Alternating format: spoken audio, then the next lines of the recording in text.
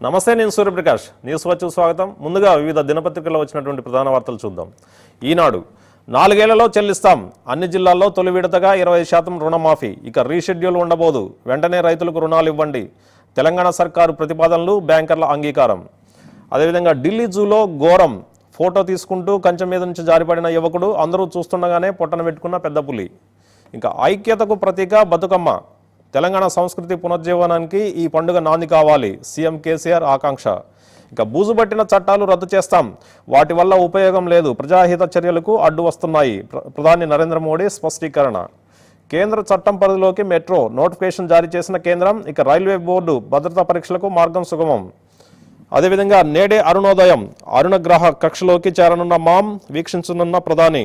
నేటి నుంచి తెలంగాణలో పూల పండగ, బతుకమ్మ ఉత్సవాలకు భారీ ఏర్పాట్లు, తొలిసారిగా అధికారికంగా నిర్వహణ. ఇవి ఈనాడు దినపత్రికలో ఉన్నటువంటి ప్రధాన వార్తలు చూడవచ్చు. ఇక ఆంధ్రజ్యోతి చూసినట్టయితే నేటి నుంచే బతుకమ్మ పండుగ, బతుకమ్మ దసరా సెలవులు 15 రోజులు, సంక్రాంతికి 2 రోజులు చాలు, సీఎం కేసీఆర్ ఆదేశం. ఇక దసరా ధమాకా, టీ ఉద్యోగులకు 5.99% డిఏ, జూలై వేతనం నుంచి వర్తింపు. ఇక మెట్రో రైలుపై రాజముద్ర, గెజిట్లో నోటిఫై చేసిన కేంద్రం, 3 కారిడార్లలో స్టేషన్ల గుర్తింపు. అదేవిధంగా ఆపరేషన్ భరోసా, కేసీఆర్ను కాన్ఫిడెన్స్తో కొడదాం, టీసీఎం ఆకర్ష్కి ఏపీ సీఎం కౌంటర్. ఇవి ఆంధ్రజ్యోతిలో ఉన్నటువంటి ప్రధాన వార్తలు చూడవచ్చు. ఇక సాక్షి చూసినట్టయితే కరెంటుకు లైన్ ఏది, విద్యుత్ కొరతతో తెలంగాణ సతమతం, విద్యుత్ కోతకు సంబంధించినటువంటి ప్రధాన వార్తను, ప్రత్యేక కథనాన్ని కూడా సాక్షి దినపత్రికలో బ్యాన్ ఐటమ్ చూడవచ్చు. అదేవిధంగా దసరా కానుకగా కరువు బచ్చం, అదే ఈరోజు మార్క్స్ కక్షలోకి ప్రవేశిస్తున్నటువంటి అంశాన్ని మనం ప్రత్యక్షంగా మామ్ లైవ్ చూద్దాము. ఇప్పుడు నేడే మార్క్స్ కక్షలోకి ఉన్నటువంటి మామ్ లైవ్ చూద్దాం. हम करीब 3 से 4 मिनट के बीच का समय व्यतीत करते हुए, और इस समय सौर ऊर्जा का पूरी तरह से अभाव है और बैटरी पूरी तरह से लोडेड हो चुकी है. इनफैक्ट अगर हम इसे ध्यान से देखें तो हम केवल 1 मिनट 7 सेकंड की दूरी पर हमारी धड़कनें इस समय गिनी जा सकती हैं. इस हाल में उपस्थित जितने भी वैज्ञानिक हैं, जितने भी वरिष्ठ वैज्ञानिक हैं, जितने भी विशेषज्ञ हैं, सारी निगाहें केवल आंकड़ों पर, क्योंकि सारे आंकड़े उपग्रह अपने आप स्वायत्तता के हिसाब से लेता जा रहा है और गतिविधियों को अंजाम देता जा रहा है. आपको शायद वो घड़ी याद हो जब पिछली बार उपग्रह में लगे 440 न्यूटन वाले तरल इंजन का प्रयोग किया गया था. जी हां, लगभग 300 दिन पहले, और उसके बाद उसके सभी वाल्वों को बंद कर दिया गया था. दरअसल इसका मुख्य कारण है रिसाव की संभावना, क्योंकि तरल इंजन में केवल सोलेनॉइड वाल्व होता है, जबकि एओसीएस में इस वाल्व के साथ साथ आइसोलेशन लैच वाल्व का भी प्रयोजन होता है. इसीलिए दूसरा कारण सोलेनॉइड वाल्व में प्रयुक्त पदार्थ लंबी अवधि तक मोनोमिथाइल हाइड्रोजन और नाइट्रोजन टेट्राऑक्साइड के संपर्क में आने से कुछ फूल जाता है, जिससे द्रव प्रवाह में उत्पन्न बाधा से ज्वलन प्रभावित हो जाता है.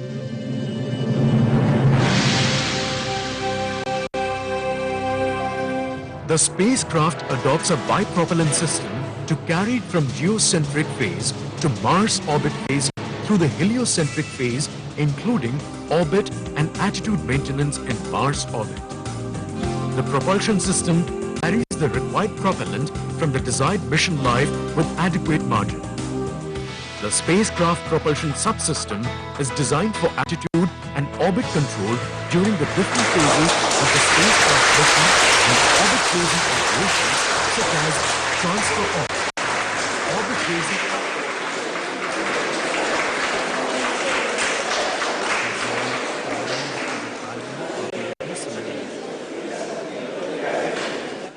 Yes, there's the confirmation of the burn start, and the entire scientific community gathered here have erupted into claps. The accelerometer has now shown a delta V of 23.4 meters per second, and the burn has started as per the exact timeline, and it is slowly inching towards the desired delta V of 1098.7 meters per second. इस समय हम लगभग एक అంగారకి పంపించినటువంటి ఉపగ్రహం ఏదైతే ఉందో నిర్దేశించినటువంటి కక్షలకు చేరింది. ఇప్పుడే చూసాము ఇస్రోలో ఉన్నటువంటి అధికారులు కూడా, శాస్త్రవేత్తలు మొత్తం కూడా ఆనందోత్సాహాల్లో నిండిపోయారు. దీనికి సంబంధించినటువంటి మరింత వివరాలను చర్చలో కొనసాగిద్దాము. ఇప్పుడు సాక్షి దినపత్రికలో ఉన్నటువంటి ప్రధాన వార్తలు చూద్దాం. అదేవిధంగా పెన్షనర్లకు కత్తెర అమానుషం, పేదల పొట్టాను కొట్టే బాబు సర్కార్ కుట్రలో భాగస్వాములు కావద్దు, పెన్షన్ల పరిశీలన కమిటీకి ప్రతిపక్ష నేత బహిరంగ లేఖ. అదేవిధంగా తమ్ముళ్లకు బుజ్జగింపులు, టీటీడీపీ ఎమ్మెల్యేలతో బాబు భేటీ, టీఆర్ఎస్ ఎత్తులకు లొంగొద్దని హితవు, 5 గైర్ హాజరు.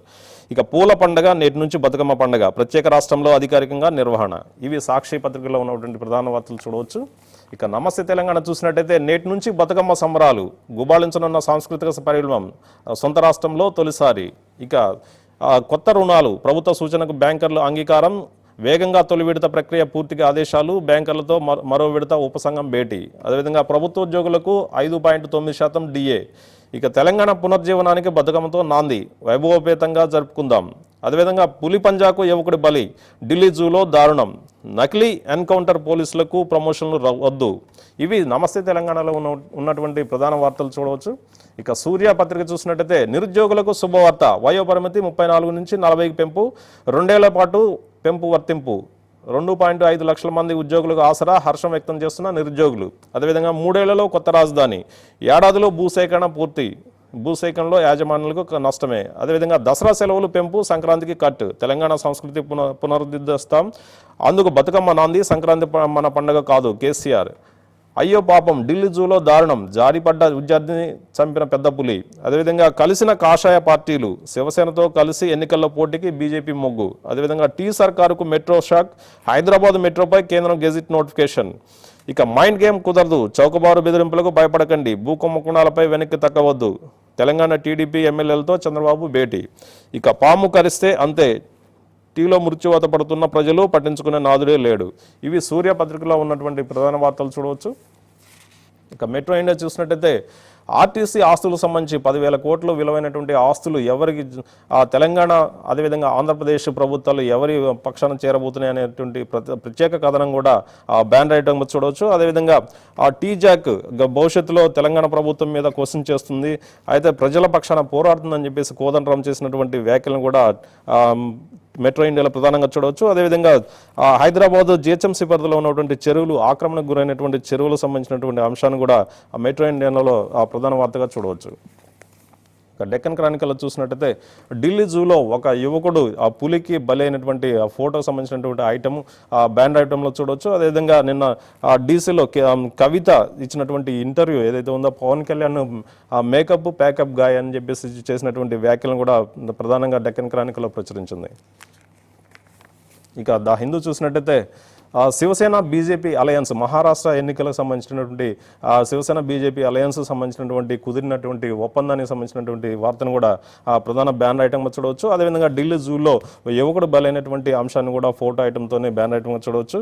ఇక అస్సాం మేఘాలయ ఫ్లడ్స్ సంబంధించినటువంటి వార్తలో 46 మంది చనిపోయినటువంటి ప్రధాన అంశాన్ని కూడా బ్యాన్ ఐటమ్గా చూడవచ్చు. ఇక దీంట్లో ఉన్నటువంటి వివిధ పత్రికల్లో ఉన్నటువంటి వార్తలపై విశ్లేషించడానికి మనతో పాటు ద హిందూ పత్రిక మాజీ రెసిడెంట్ ఎడిటర్ నగేష్ కుమార్ మనతో ఉన్నారు. నమస్తే అండి.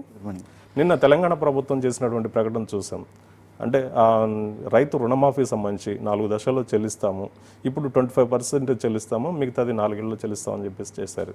దీన్ని ఎలా చూడొచ్చు అంటారు? ఇది చాలా పాజిటివ్ డెవలప్మెంట్. ఎందుకంటే చాలా విమర్శలకు గురైంది తెలంగాణ ప్రభుత్వం ఈ గత 110-120 రోజుల్లోనే. ఏంటంటే తను చేసిన హామీల్ని నెరవేరించలేకపోతున్నది అనేది అన్నారు. సో ఇది వెంటనే సబ్ కమిటీ వేసి పోచారం శ్రీనివాసరెడ్డి తోటి క్యాబినెట్ సబ్ కమిటీ వెంటనే ఇంకా జాప్యం లేకుండా నిర్ణయం తీసుకున్నారు. 25% ఆఫ్ ది లోన్స్ చెల్లించిస్తామన్నారు. దానికి వెంటనే జియో ఇష్యూ చేసి 4,250 crores రిలీజ్ చేశారు. అది మంచి పరిణామం. రైతులకు ఇప్పుడు ఏంటంటే నెక్స్ట్ పంటకి ఒక ఉత్సాహం వచ్చింది, ఎందుకంటే బ్యాంకులు కూడా కొత్త రుణాలు ఇస్తాయని. అంటే ప్రభుత్వం కేటాయించినటువంటి అమౌంట్ బ్యాంకులకు వెళ్ళే విధంగా ఒక జీవో జారీ చేయడం, అదేవిధంగా 25% ఇమీడియట్గా చెల్లించడం ఏర్పాటు చేయడం, కొత్త రుణాలు కూడా రైతులకి ఇచ్చేటటువంటి ఏర్పాటు చేసింది. అంటే దీని పట్ల ప్రభుత్వం తీసుకున్నటువంటి నిర్ణయాన్ని ఎలా చూడొచ్చుంటారు? డెఫినెట్లీ ఇది ఒక రైతులు ఈ దసరా పండుగ ఇప్పుడు బాగా చేసుకోవచ్చు. ఎందుకంటే ఇంకా నెక్స్ట్ ఈ మాన్సూన్ అయిపోయింది, ఇంకా ఈ 4-5 రోజులు ఈ 30 తారీఖున మాన్సూన్ క్లోజ్ అయిపోతుంది. ఇంకా నెక్స్ట్ క్రాప్కి వాళ్ళు సిద్ధం కావాలి. నెక్స్ట్ క్రాప్కి సిద్ధం కావాలంటే ఎరువులు, సీడ్స్ అవన్నీ కావాలి. ఇప్పుడు బ్యాంకులు కొత్తగా రుణాలు ఇస్తాయనేది దీంతో స్పష్టంగా తెలుస్తున్నది. సో వాళ్ళ కొత్త ఉత్సాహం, కొత్త పంటలకు వెళ్ళటం, లేకపోతే వాళ్ళు చాలా ఇబ్బందులు ఉండేవాళ్ళు. రుణాలు రాకుండా పంటలు వేసుకోవాలో లేదో అనుకుని ఇది ఒక వెంటనే తీసుకోవడంలో. ఇంకోటి ఏంటంటే పొలిటికల్గా కూడా దీనికి ఒక సిగ్నిఫికెన్స్ ఉంది. ఏదైతే ఆంధ్రప్రదేశ్ ప్రభుత్వం చేయలేకపోయిందో తెలంగాణ ప్రభుత్వం వెంటనే చేయగలిచింది అనేది ఒక క్రెడిట్ తీసుకునే పరిస్థితిలో ఉన్నది తెలంగాణ ప్రభుత్వం. ఇప్పుడు భారతదేశ చరిత్రలో ఒక సువర్ణ ఘట్టం లిఖించబడింది. అయితే తొలి ప్రయత్నంలోనే అంగారకుడికి గ్రహం మీదకి పంపించినటువంటి ఉపగ్రహం నిర్దేశించినటువంటి కక్షలకు చేరింది. ఇస్రో శాస్త్రవేత్తలంతా కూడా మనం ఉత్సాహం లైవ్లో చూసాం. దీన్ని ఎలా చూడొచ్చు? ఇది చాలా గ్రేట్ అచీవ్మెంట్. అసలు ఇస్రోకి ఎంత మనం వాళ్ళకి పొగిడినా కూడా తక్కువే. ఎందుకంటే ప్రపంచంలోనే చాలా తక్కువ దేశాలు ఈ మార్స్కి పంపించగలరు. ఇన్ఫ్యాక్ట్ ఒక మాజీ ఇస్రో చైర్మన్ అన్నారు, దీంతో మన ఉత్సాహం వచ్చి మనం మార్స్లో అసలు ఒక ఇండియాని ల్యాండ్ చేయాలని అంటున్నారు. అది కొంచెం చాలా దూరం ఉంది, ఎందుకంటే ఇది చాలా తక్కువ పేలోడ్ ఉంది.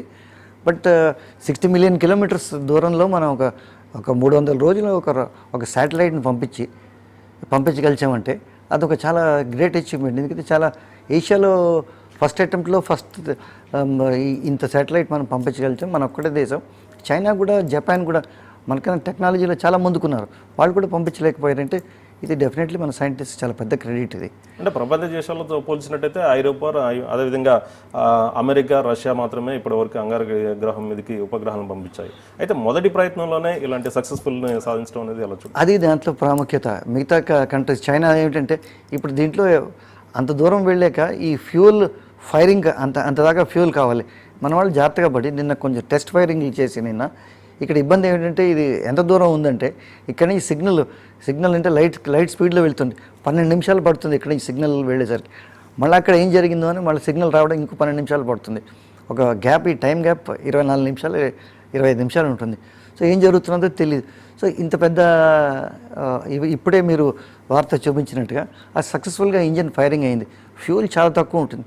ఇంకా చాలా హైటెక్ ఫ్యూల్ ఇది. మామూలుగా బ్యాటరీలు కానీ వేరే ఇది కానీ కాకుండా ఒక సాలిడ్ కెమికల్ మిక్స్ ఉంటుంది. అది ఇప్పుడే ఎక్స్ప్లెయిన్ చేశారు అక్కడ దూరదర్శన్ దీంట్లోని. అది అచీవ్ చేయగలిచామంటే ఒక ఇండియాకి డెఫినెట్లీ క్రెడిట్.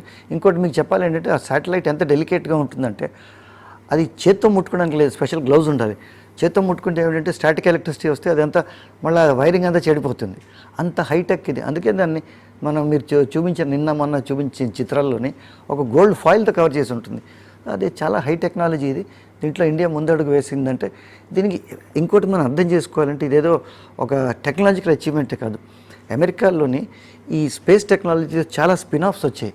డిఫెన్స్లో కానీ వేరే విషయాల్లో కానీ ఏరోనాటికల్ ఏరియాలో కానీ ఇది ఇండియాకు కూడా డెఫినెట్లీ వస్తుందనేది నేను అనుకుంటున్నాను. ఎస్పెషల్లీ డిఫెన్స్ ఏరియాలో దీనికి చాలా ప్రాముఖ్యత ఉంది. ఇంకోటి 10 నెలల తర్వాత, దాదాపు 300 రోజుల తర్వాత నిర్దేశించినటువంటి కక్షలకు చేరింది. అయితే శాస్త్రవేత్తలు చేసినటువంటి ఇటీవల ప్రయోగాలు చేసినటువంటి అన్ని కూడా దాదాపు సక్సెస్ రేట్లో ఉన్నట్టుగా తెలుస్తుంది. ఈ లాస్ట్ ఫ్యూ ఇయర్స్ నుంచి ఇస్రో ఏది చేసినా కూడా సక్సెస్ఫుల్ అవుతాయి. అంతకుముందు కొన్ని ఫెయిలియర్స్ ఉన్నాయి. అంటే మనం పాత తప్పులతో కానీ మంచి చేసిన దాంతో కానీ కరెక్ట్గా నేర్చుకుంటున్నాం మనం. సో దాంతో పాత మిస్టేక్స్ అన్ని అవాయిడ్ చేస్తున్నాం. ఇది ఒక డెఫినెట్లీ ఒక చరిత్రాత్మక ఇది ఇప్పుడు ఆర్బిట్లోకి వెళ్ళిపోయి మనం ఇంకో అర్ధ గంటలో తెలుస్తుంది మనకి. ఇది ఒక ఆర్బిట్లోకి వెళ్ళిపోతే అక్కడి నుంచి మధ్యాహ్నానికి 1 గంట టైంకి అక్కడి నుంచి ఇమేజెస్ వస్తాయి. సో ఇమేజెస్లో అసలు మార్స్లో ఇంతకుముందు అసలు లైఫ్ ఉందా, వాటర్ ఉందా అనేది చాలా ముఖ్యం. మీథేన్ గ్యాస్ ఉందా? మీథేన్ గ్యాస్ ఉందంటే అదొక చిన్న సంకేతం అక్కడ ఒక లైఫ్ ఉందనేది. లైఫ్ అంటే మనుషులనే కాదు, ఏదో ఒక ఆర్గానిక్ మెటీరియల్ ఉందనేది ఒక సిగ్నల్ వస్తుంది మనకి మధ్యాహ్నంకి వాళ్ళు తెలుస్తుంది. సో నేనైతే చాలా ఆసక్తికరంగా చూస్తున్నాను మధ్యాహ్నం దీని రిజల్ట్ ఏమొస్తుందో అనేది. అంటే దేశ ప్రజలు మొత్తం కూడా ఆసక్తిగా ఎదురు చూస్తూ ఉన్నారు. అసలు అంగారకుడి మీద ఏముంది, ఎలాంటి అసలు జీవానికి అవకాశం ఉందా లేదని చెప్పేసి. అలాంటి పరిస్థితుల నేపథ్యంలో ఇప్పుడు సక్సెస్ఫుల్గా దీన్ని ఉపగ్రహాన్ని కూడా ప్రయోగించారు, కక్షలోకి చేరింది. అంటే భవిష్యత్తులో చేసేటటువంటి ప్రయోగాలకి ఇది ఒక స్ఫూర్తిగా ఉంటుంది. డెఫినెట్లీ ఇప్పుడు మనకేంటంటే మనకి దగ్గర ఉన్నది ప్లానెట్లో మార్స్ అయినా. సో ఇప్పుడు మార్స్లో ఇంకా మనకి అట్మాస్ఫియర్కి వాళ్ళకి కుదరదు అనుకోండి. బట్ మన అట్మాస్ఫియర్కి వాళ్ళకి నియరెస్ట్ ఉన్నది మార్స్ అయినా. సో ఒకవేళ మార్స్లో ఏదైనా లైఫ్ ఉందంటే అదొక యూనివర్స్ ఏముంటుందో మనకు తెలుస్తుంది. ఇంకోటి ఈ విషయంలో ఏమిటంటే ఇవాళ ఇప్పుడు చేసిన ఫైరింగ్ ఏదైతే మీరు చూపించారో ఆ రాకెట్ ఫైర్ అయింది ఇది, ఆ రాకెట్ ఫైర్ అయ్యి కరెక్ట్గా ఎలిప్టికల్ ఆర్బిట్లో రాకపోతే అది ఇంకా వెళ్ళిపోతుంది అది అనమాట, ఇంకా అది దొరకదు అది. సో ఇది చాలా గ్రేట్ అచీవ్మెంట్. కరెక్ట్గా మన వాళ్ళు దాన్ని కంట్రోల్ చేసి కరెక్ట్గా ఫైరింగ్ చేసి ఆర్బిట్లో పెట్టడం అనేది. ఇప్పుడు మరొక అంశం చూసినట్టయితే తెలంగాణ రాష్ట్రం ఏర్పాటైన తర్వాత తెలంగాణ సంస్కృతి ప్రతిబింబించేటటువంటి బతుకమ్మ ఉత్సవాలని ఘనంగా అప్పుడంటే ప్రభుత్వం తరపున నిర్వహించాలని చెప్పేసి ప్రభుత్వం భావిస్తూ ఉంది. ఈ రోజు నుంచి అక్టోబర్ 2 వరకు కూడా నిర్వహించాలని చెప్పేసి ఆ స్కూల్స్కి కూడా ఒక 15 రోజులు సెలవులు ఇవ్వడం కూడా ప్రకటించినట్టుగా తెలుస్తుంది. దీన్ని ఎలా చూడొచ్చు? అంటే కేసీఆర్ చెప్పారు ఏంటంటే నేను ఈ 100 రోజుల్లో పెద్దగా నేనేమీ అనౌన్స్మెంట్ చేయలేకపోయినా పెద్దగా సాధించలేదని ఆయనే ఆన్ ద రికార్డ్ చెప్పారు. అది అయితే ఏమన్నారంటే నేను ముందు ఏం చేస్తామన్నా తెలంగాణ టచ్ ఇస్తామన్నారు. సో దాంట్లో భాగంగానే ఇది దసరా పండుగ కరెక్ట్గా టైంకి వచ్చింది.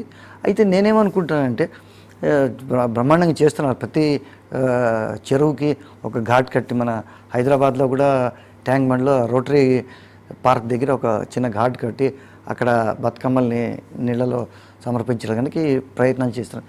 బట్ దీనికి ఒక సోషల్ మెసేజ్, ఒక ఎన్విరాన్మెంట్ మెసేజ్ కూడా కావాలి.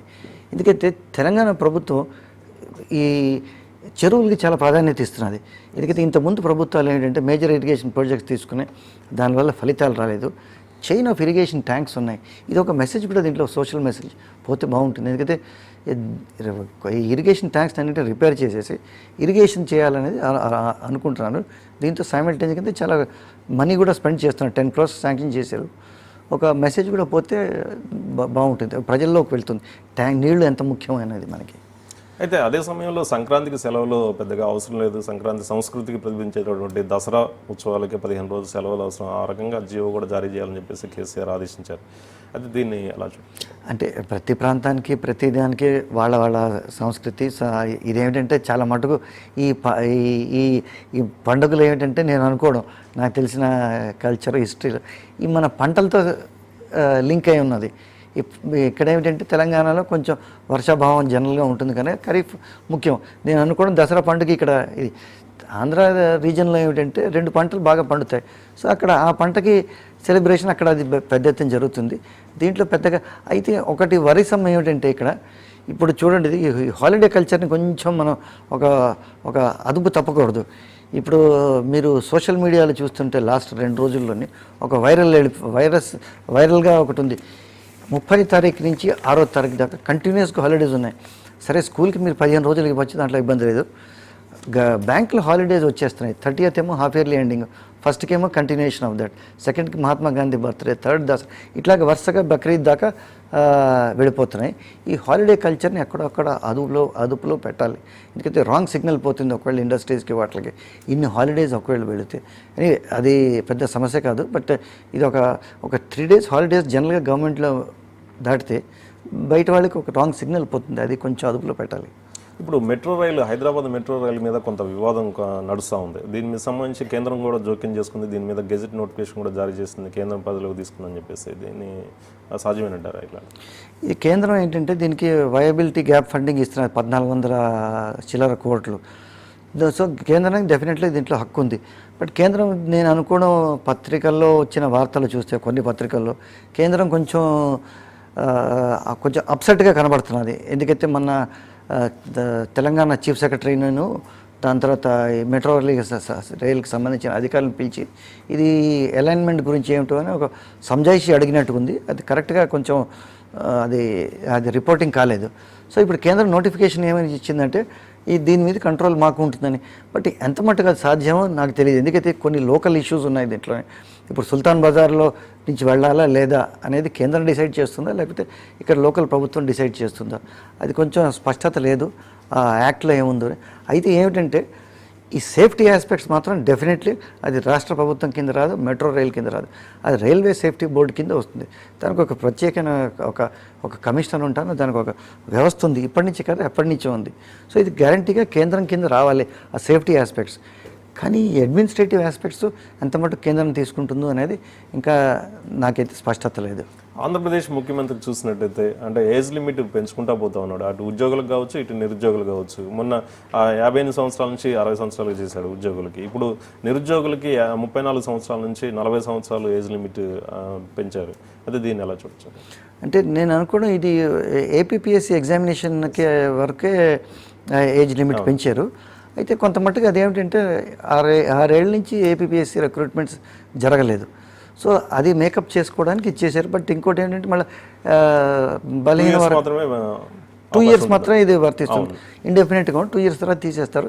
దాని తర్వాత బలహీన వర్గాలకి ఏమిటంటే 45 ఇయర్స్ చేశారు. యూనిఫామ్డ్ ఫోర్సెస్కి, పోలీస్కి, ఫైర్ సర్వీసెస్కి, ఫారెస్ట్కి ఇది వర్తించదు. అయితే ఇప్పుడు ప్రభుత్వాలు ఏంటంటే అన్నీ all things to all people ఇచ్చేస్తున్నాయి.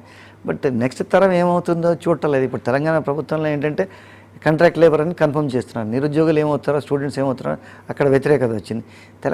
ఆంధ్రలో కూడా ఈ ప్రమాదం ఉంది. ఏజ్ లిమిట్లు పెంచుకొని పోతుంటే అది ఎవరైతే క్యూలో ఉన్నారో ఇంకా యంగర్ పీపుల్ 20స్లోను లేట్ 20స్లో ఉన్నవాళ్ళు వాళ్ళ సంగతి ఏమిటని కూడా ఆలోచించాలి.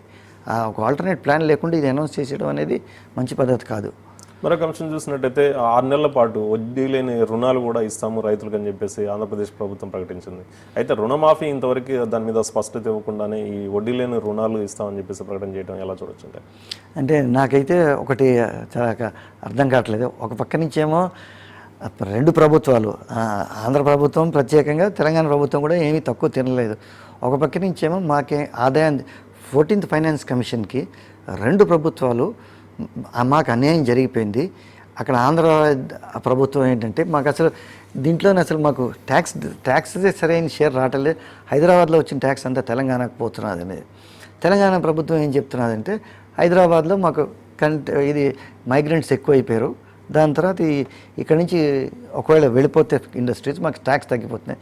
ఇంకో చేతి ఏమో ఇలాగ శాంక్షన్ చేస్తూ పోతున్నారు. ఇది కొత్త పథకాలు. రైతులు మనం సహాయం చేయవలసిందే, కానీ ఈ డబ్బు ఎక్కడి నుంచి వస్తుంది అనేది ఎక్స్ప్లెయిన్ చేయట్లేదు. ఇప్పుడు క్యాపిటల్ విషయం ఉందనుకోండి, ఇప్పుడు క్యాపిటల్ విషయం కొన్ని 100,000 కోట్లు కావాలి. ఎక్కడి నుంచి వస్తుంది ఈ ఖర్చులు ఇలాగ పెడుతుంటే? అది ఆలోచించాలి. ఇదంతా ఎవరైనా వెల్కమ్ చేస్తారు. తెలంగాణ టీడీపీ కొంత సంక్షోభాన్ని ఎదుర్కొంటున్నట్టుగా తెలుస్తూ ఉంది. అంటే ఎమ్మెల్యేలు మొత్తం కూడా అధికార పార్టీ వైపు చూస్తున్నారని చెప్పేసి నేపథ్యంలో నిన్న చంద్రబాబు మొత్తం అందరు ఎమ్మెల్యేలతో కూడా భేటీ అయ్యారు. అంటే వాళ్ళు కాన్ఫిడెన్స్ నింపే ప్రయత్నం చేశారు. అంటే మీరు ఎవరు కూడా గందరగోళానికి గురి కావద్దు, మేమున్నాం, భవిష్యత్తు మందే అని చెప్పేసి. దీన్ని ఎలా చూడొచ్చు? అంటే ముఖ్యంగా అది రేవంత్ రెడ్డికిను ఇది ఎర్రబెల్లి దయాకర్ రావుకినే మెయిన్గా వాళ్ళిద్దరికీ ఈ మెట్రో రైల్ విషయంలో తగాదా ఉంది. అయితే ఏంటంటే ఆయన కొంచెం కఠోరమైన పదాలు వాడినంతో, కొంచెం దొరలు అనడంతో ఒక సామాజిక వర్గానికి హర్ట్ అయింది అనేది ఎర్రబెల్లి దయాకర్ రావు గారు రికార్డులో కూడా చెప్పారు. అయితే అలాంటి పదాలు వాడకుండా ఉంటే మంచిది అనేది చంద్రబాబు నాయుడు కూడా ఈయనకి చెప్పినట్టుకున్నారు. అయితే భవిష్యత్తు ఇక్కడ ఉందంటే ఇక్కడ మొత్తం బేస్ మాత్రం ఎరోడ్ కాలేదనేది వాళ్ళకి ఒక కాన్ఫిడెన్స్ ఉంది. ఇదే కాన్ఫిడెన్స్తో తెలుగుదేశం పార్టీ ఏంటంటే మేము ఒక నేషనల్ పార్టీకి కన్వర్ట్ అయిపోయి ఒక ఆంధ్రప్రదేశ్లో ఒక యూనిట్, తెలంగాణలో ఒక యూనిట్ అనేది ఒక లాంగ్ టర్మ్ ప్లానింగ్లో చేస్తున్నారు. దానికి మీరు వేరే పార్టీలు తుమ్మల నాగేశ్వరరావుది ఏంటంటే పార్టీకి డెఫినెట్లీ ఒక మేజర్ బ్లో. ఇది తెలంగాణ రాష్ట్ర సమితికి ఒక మేజర్ క్రెడిటే. ఎందుకంటే ఖమ్మం డిస్ట్రిక్ట్లో ఉన్నదే ఒక తెలుగుదేశం పెద్ద లీడర్ తుమ్మల నాగేశ్వరరావు. అలాంటిది ఆయన అటు వెళ్ళిపోవడంతో పెద్ద దెబ్బ అయింది. సో ఇక్కడ ఎర్రబెల్లి దయాకర్ రావు కూడా వెళ్ళిపోతే ఇబ్బంది అవుతుందని ఆపడానికి ప్రయత్నం చేస్తున్నారు. అందుకే మొత్తం ఇద్దరికి ఒక సంధి తీసుకోవడానికి ప్రయత్నం చేశారు. అయితే ఎర్రబెల్లి దయాకర్ రావు డినై చేశారు ఏమిటంటే నేను టీఆర్ఎస్లో చేరుతున్నాను అనేది.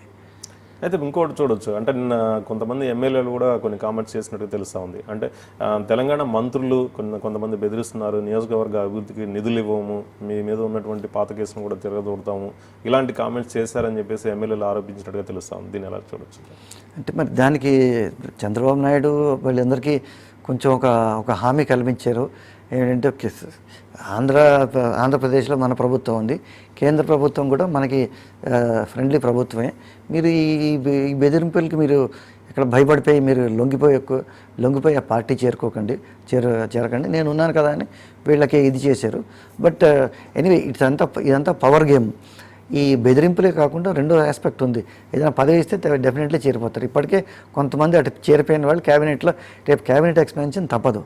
సో ఆ క్యాబినెట్ ఎక్స్పాన్షన్లో ఏదైనా స్థానం దొరుకుతుందని ఆశతో కొంతమంది అటు చేరుతున్నారు, దాంట్లో ఎలాంటి అనుమానం లేదు. ఇప్పుడు మహారాష్ట్ర ఎన్నికలు దేశవ్యాప్తంగా కూడా ఆసక్తికరంగా మారాయి. అక్కడ ఉన్నటువంటి శివసేన బీజేపీ పొత్తు కూడా కుదిరినట్టుగా తెలుస్తూ ఉంది. 130 సీట్లు బీజేపీకి, అదేవిధంగా 151 శివసేనకి. ఈ వ్యవహారాన్ని ఎలా చూడొచ్చు? అదే మహారాష్ట్రలో మహాభారతం జరుగుతున్నట్టుగా ఉంది అక్కడ. ఇక్కడ ఏమిటంటే వీళ్ళిద్దరికీ ఆల్మోస్ట్ పొత్తు అయిపోయినట్టుగా. అయితే వీళ్ళిద్దరూ ఈ చిన్న పార్టీలు దీంట్లో దెబ్బతిన్నాయి. 150 సీట్లు శివసేన 150కి ఎట్టి పరిస్థితి తగ్గను అన్నది ఆ స్టాండ్కి ఏమిటంటే వాళ్ళకి ప్రెస్టీజ్ క్వశ్చన్గా ఉండిపోయింది వాళ్ళకి. బీజేపీకి కూడా అంతకన్నా మేము ఇంతకుముందు కంటెస్ట్ చేసిన దానికన్నా ఎక్కువ చేస్తాం, తక్కువ చేయమన్నారు. అయితే ఇద్దరు ఏం చేశారంటే ఈ చిన్న పార్టీలకి దెబ్బతీశారు. ఇప్పుడు ఈ చిన్న పార్టీలు ఏం చేస్తాయనేది మనం చూడాలి. ఎందుకంటే వాళ్ళకి పాకెట్స్ ఆఫ్ ఇన్ఫ్లుయెన్స్ ఉన్నాయి ఈ కొన్ని చోట్ల. ఈ ఎస్పెషలీ ఈ sugar growing area, sugar cane growing ఏరియాస్లో వాళ్ళకి చాలా పట్టు ఉంది.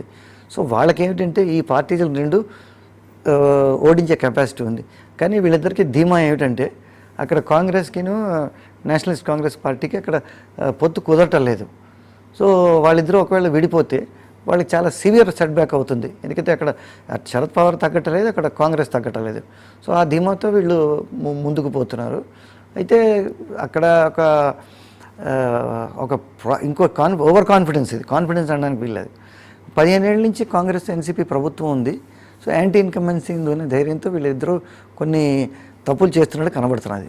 అంటే సీఎం విషయంలో కూడా ఒక అంగీకారానికి వచ్చినట్టుగా తెలుస్తూ ఉంది. ఎవరు ఎక్కువ స్థానాలు గెలిస్తే వాళ్ళే సీఎంగా నియామకం అయ్యేటటువంటి ఒప్పందం కూడా కుదిరినట్టుగా తెలుస్తూ ఉంది. దీన్ని ఎలా చూడొచ్చు? అంటే ఉద్ధవ్ ఠాక్రే ఆల్రెడీ ఆయన ఆల్మోస్ట్ ప్రతిపాదన, శివసేన ప్రతిపాదన, ఆయన ఏంటంటే ముఖ్యమంత్రుల పదవిలో ఆయన ఇది చేయాలనేది. ఇంతకుముందు తండ్రి బాల్ ఠాకరే అసలు చీఫ్ మినిస్టర్ పదవి ఎప్పుడు కావాలనలేదు, ఈయన మాత్రం చీఫ్ మినిస్టర్ అవుదాం అనుకుంటున్నారు. నేను అనుకోవడం తగాదా అక్కడే వస్తున్నది ఇద్దరికీను. మనకు అంటే నిన్న ప్రధాని నరేంద్ర మోడీ చేసినటువంటి ప్రకటన కూడా చూసాం. స్వచ్ఛ భారత్కు ప్రతి ఒక్కరు కూడా సమయం కేటాయించాలి, దేశాన్ని పరిశుభ్రంగా ఉంచుతామని చెప్పేసి ఒక పిలుపును కూడా ఇచ్చారు. దీన్ని ఎలా చూడొచ్చు? అదే ఇండిపెండెన్స్ డే రెడ్ ఫోర్ట్లో కూడా ఈ మెసేజ్ ఒకటి పంపించారు. అయితే నిన్న ఇంకా గట్టిగా స్టేట్మెంట్ బెంగళూరులో అనుకుంటా ఇచ్చారు.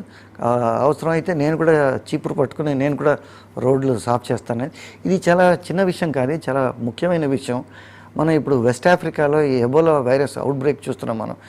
మన ఎస్పెషల్లీ అర్బన్ ఏరియాస్లో బాంబే లాంటి ఊళ్ళల్లోని ఇదే ఒక పరిశుభ్రత మనం ఇదే లెవెల్లో మెయింటైన్ చేస్తే ఇప్పుడు యునైటెడ్ నేషన్స్ వార్న్ చేసింది, it can become in to serious epidemic అని. ఎబోలా అంటే ఒక ఉదాహరణ చెప్తాను, ఎబోలా ఇక్కడికి ఏమో వచ్చేస్తుందనే కాదు, కానీ చాలా ముఖ్యం. వెస్టర్న్ కంట్రీస్లో ఈ డిసీజ్ తక్కువ ఉంది, కొన్ని ఇంటికి పరిశుభ్రానికి వాళ్ళు చాలా ఇంపార్టెన్స్ ఇస్తున్నారు. మన ఇండియాలో ఇవ్వటం లేదు మనం.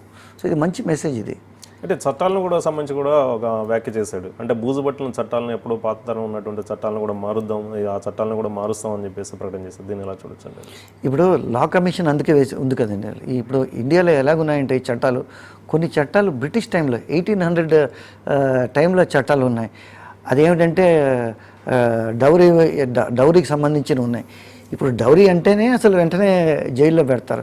ఆ డౌరీ ఎట్లాగ ఇవ్వాలి, ఎట్లాగ ఇవ్వకూడదు అనే చట్టాలు అవన్నీ పనికిరాని చట్టాలు. ఇంకోటి బ్రిటన్లో ఒక చట్టం ఉంది. ఇప్పుడు ఒక బడ్జెట్, ఒక అప్రోప్రియేషన్ బిల్ ఉంటుంది, అప్రోప్రియేషన్ యాక్ట్ ఉంటుంది. ఇప్పుడు అదేమిటంటే ఈ సంవత్సరానికే వర్తిస్తుంది. వచ్చే చట్టం బడ్జెట్ పాస్ చేసినప్పుడు వచ్చే ఏడాదికి ఇది పనికిరాదు. అది ఈ చట్టం ఆటోమేటిక్ ల్యాప్స్ ఉంది. బ్రిటన్లో ఏముందంటే ఆటోమేటిక్ ల్యాప్సింగ్ సిస్టమ్ ఉంది. ఇండియాలో కొన్ని చట్టాలు ఆటోమేటిక్ ల్యాప్సింగ్ సిస్టమ్ లేదు. అలాంటివి తీసుకురావాలి. ఇది ఒక మంచి పద్ధతి. లేకపోతే ఒక్కొక్కరు ఒక్కొక్క లాని ఇంటర్ప్రిట్ చేస్తుంటారు, కోర్టులో భారం పెరుగుతున్నది, బ్యాక్లాగ్ పెరుగుతున్నది. థ్యాంక్ యూ నగేష్ కుమార్ గారు. ఇవి ఇవాళ వివిధ దినపత్రికల్లో వచ్చినటువంటి వార్తలపై విశ్లేషణ కార్యక్రమం న్యూస్ వాచ్. నెక్స్ట్ 8 గంటల బులెటిన్ జ్యోతి అందిస్తారు. Stay tune.